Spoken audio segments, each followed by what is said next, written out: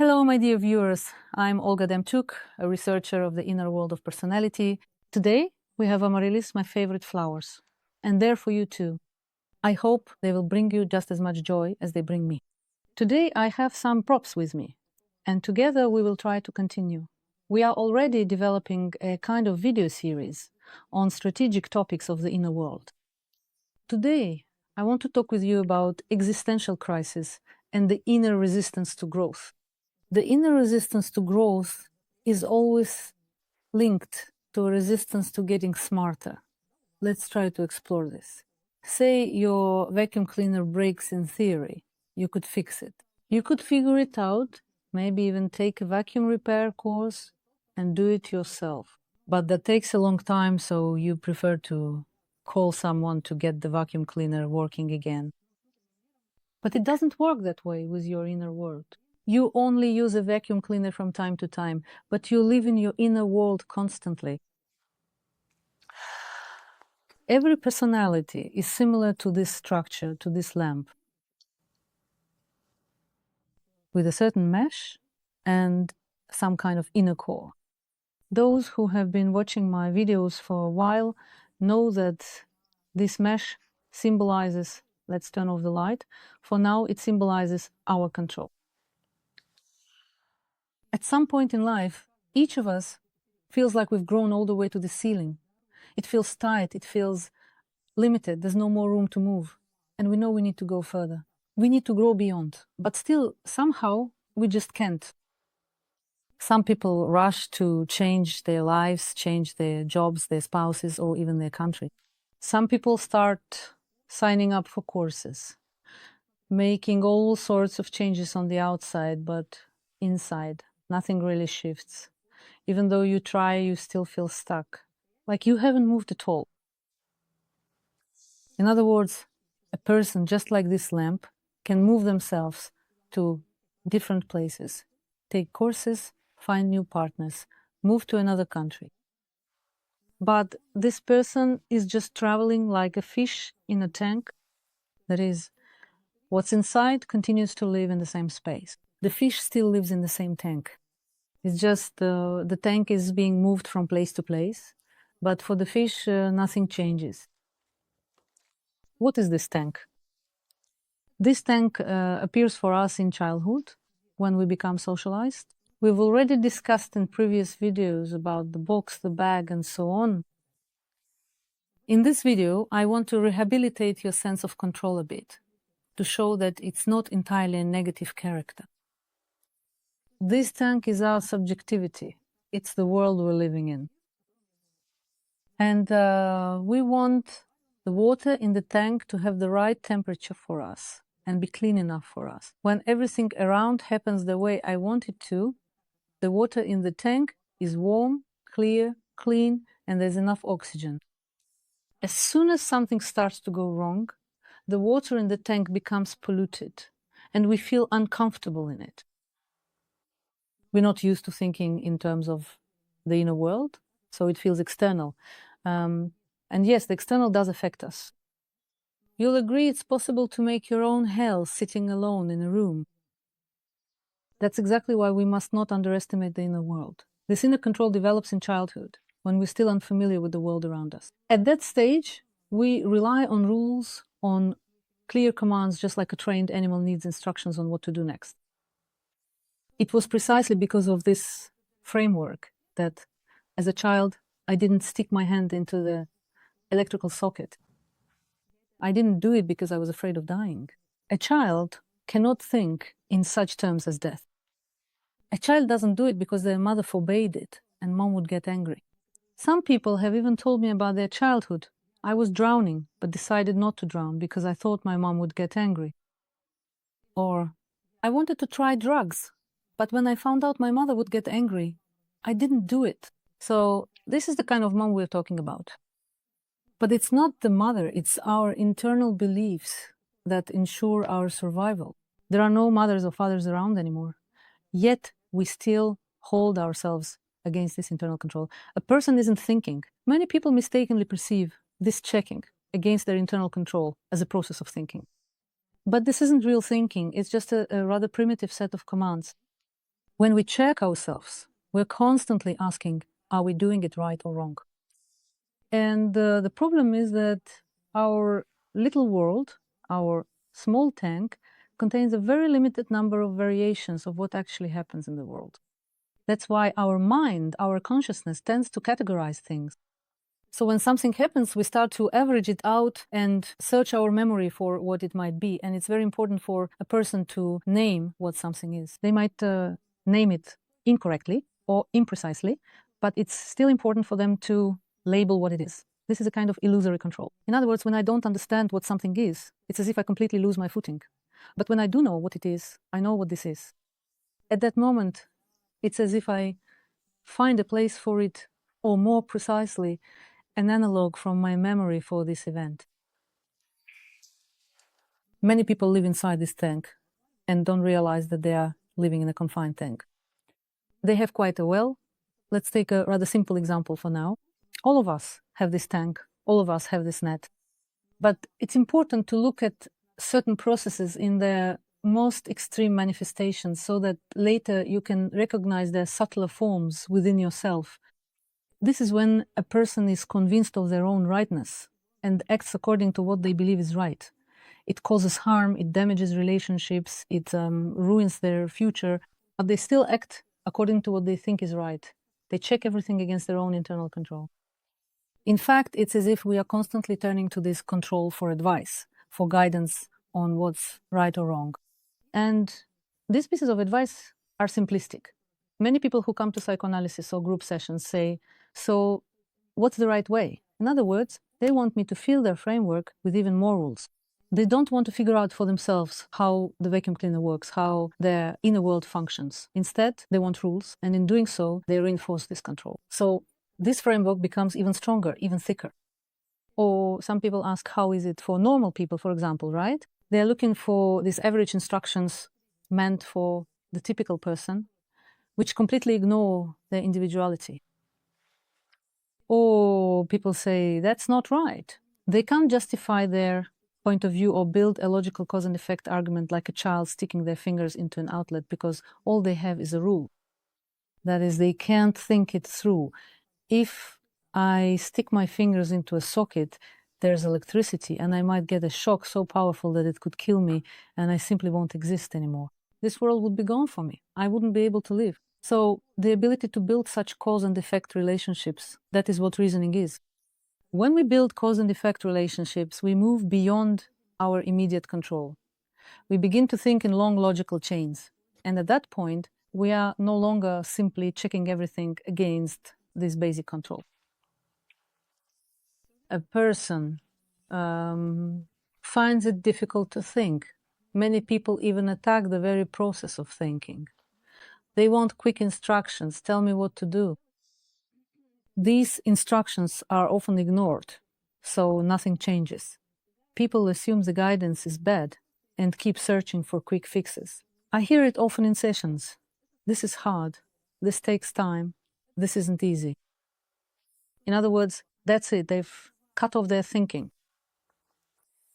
And in order to broaden and expand your possibilities and opportunities in your life, that is, to get out of an existential crisis, a crisis that often feels overwhelming because it arises precisely when the meanings I once had are lost. And I haven't yet managed to establish new ones. In fact, truly, when a person transitions to a new and significant level of transformation, they break free from this trap. And at that moment, the person feels a sense of freedom. We experience the same freedom during a psychotic episode when we can yell at someone, when we can sob, when we can scream, when we've been drinking and have no self-control, and we can act out. In other words, we free ourselves from that control. But because we are not used to relying on our thinking, to understanding cause and effect relationships, we end up causing chaos in our wild psychosis and then retreat back into control. It's frightening. It's frightening because on one hand, I'm wild and crazy, and on the other, I'm a locked up child in a cage. People often tell me it's scary to step out. That's what they mean when they say it's frightening. Because a person who steps out of this, feels like a snail that has crawled out of its shell, or like a mollusk that has left its shell. Like, I understand how to live relying on my old patterns. Here they are, but they no longer satisfy me. I've outgrown them. Stepping out is scary because at that moment, I'll feel exposed and vulnerable. I'll have to build a new space for myself from scratch. And so a person slowly crawls into freedom. I believe each of you has experienced something like this, a state when you're thinking deeply and clearly without leaning on familiar cliches. You can even see it in how people talk. It's obvious when a conversation is just empty small talk, surface level, without any real meaning. It's just naming things. Table, chair, sofa, pillow, floor lamp, light fixture, dress. Just this kind of listing. But when a person truly thinks, when they bring depth, you can sense it. They begin to build cause and effect connections.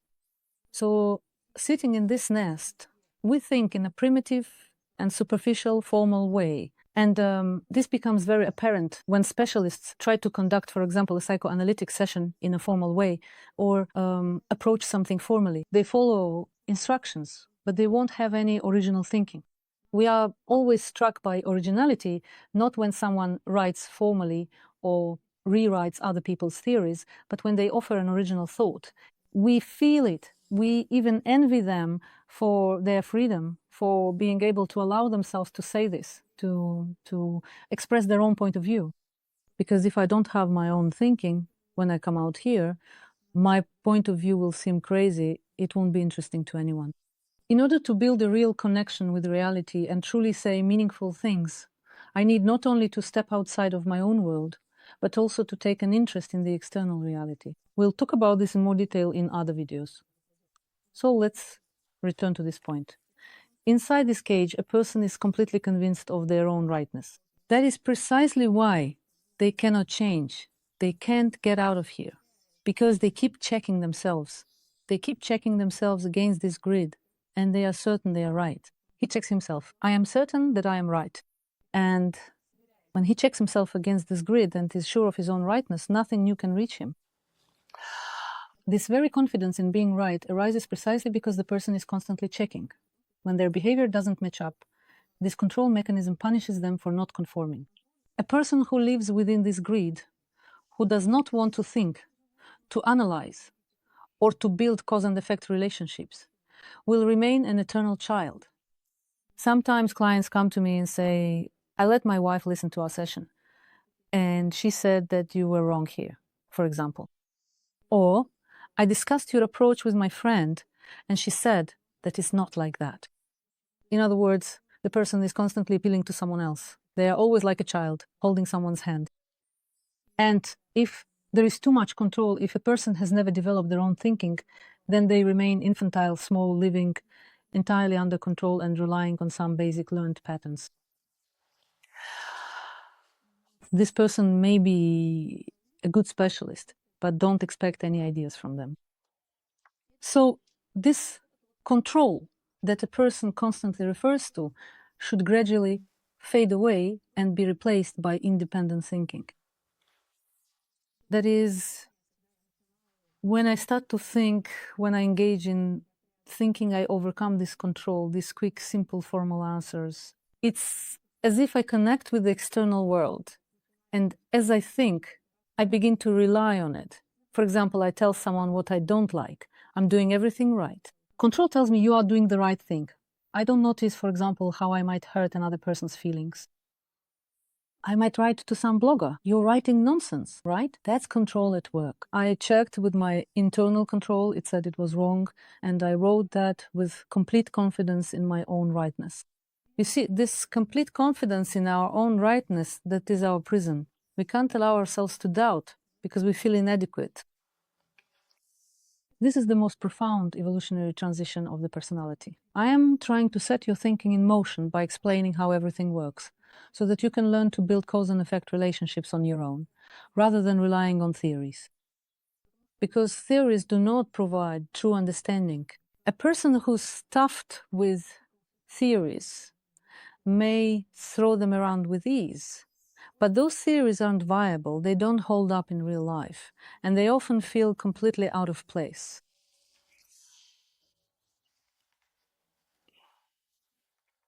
A person wants, without changing the essence, in other words, when we talk about the essence, about how to get out of an existential crisis, how to be capable of more, how to grow, we are talking specifically about changing the core.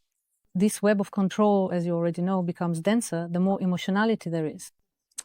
So first and foremost, we need to reduce emotionality, and our emotionality naturally decreases when we stop living in the world of me, where everything must go the way I want. In other words, the initial step is to understand that the world of me is not the standard. This very control is precisely what is responsible for the world of me. And here, all our fears, all our successes, and all our pleasures are recorded. And when a person tries to set goals, they draw them from what is recorded in their memory. But that is no longer relevant. They have already changed. The world has changed. They are 10 years older. Yet they turn to this, trying to do essentially the same thing as before, just as control dictates. In other words, control creates goal setting for them, but there is no satisfaction. This autopilot is overcome when you stop looking for quick answers, when you delve deeper, when you pay attention to the details, when you learn to think rather than simply accept ready-made answers. When you are very attentive to yourself, attentive to your feelings, attentive to your thoughts, and attentive to the world around you. This is precisely the mindfulness that is described in many spiritual practices. Because a person who is unable to live without control often feels as if they are a fish in a tank that is carried from birth to death. There is no sense of life, no sense of involvement, no sense of I exist. Yes, as I mentioned, you can break out in a fit of hysteria, feel it, feel the sense of I exist, and that's why many people cling to their aggression. They defend it. But how could it be otherwise? How could I not express my point of view? Because in those moments, they feel liberated and can express their emotions wildly. But then it always ends with people somehow drifting apart, doesn't it? But the sense of I exist can also be felt in another way, when the I is truly present. When a person lets go of control, they become exposed as if without skin, but not without skin in the sense of wounded pride. Because many people with wounded pride who demand certain conditions also feel as if they are without skin. This is also a state of being without skin, but it is different. It is a state of openness to the world. It is not thick skinness that allows one to feel, perceive, and remember. And this openness enables a person to realize themselves, to understand what people need, and to see how to grow. It allows one to be intelligent and to make logical decisions, productive decisions, rational decisions. When we talk about infantilism, this is what we are referring to. A person who is used to living in this kind of cage and does not even want to break free is someone who can be easily led anywhere. Their values are like a hall filled with marble statues that can be rearranged. You can bring in one statue, remove another. In other words, all these values are not based on cause and effect. They pick them up somewhere, someone told them about them, and these people defend those borrowed statues fiercely, as if their life depends on it. But just as easily, they can instantly and completely change their way of life and start being someone else. So a person who is insecure and easily led, and someone who is absolutely certain of their own rightness, both are actually people who constantly check themselves against their own sense of control. I'll slowly start to wrap up. I would like to ask you to write about how you have experienced your existential crisis. As always, I encourage you to become teachers for others and to learn to express yourselves without fear. I try to create a more or less safe space on the channel, and I block rude people who come in with unsolicited advice or insults in order to create an environment where growth is possible. Because such rude individuals who come to impose the rules of their own little world, in fact, ultimately prevent true individuality from emerging.